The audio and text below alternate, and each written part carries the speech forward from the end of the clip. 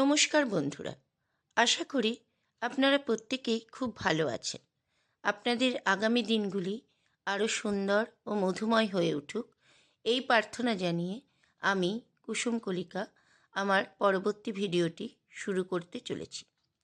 উড়িষ্যার পুরীর জগন্নাথ মন্দির দর্শন করেননি এমন মানুষ আমাদের মধ্যে খুব কম আছেন, কিন্তু এই উড়িষ্যারই কোরাপুট জেলায় আরও একটি জগন্নাথ দেবের মন্দির আছে, যার সম্পর্কে আমরা অনেকেই হয়তো অজ্ঞ।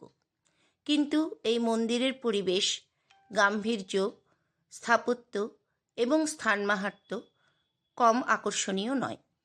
আজ আমরা আপনাদের সঙ্গে এই মন্দির দর্শন করতে চলেছি।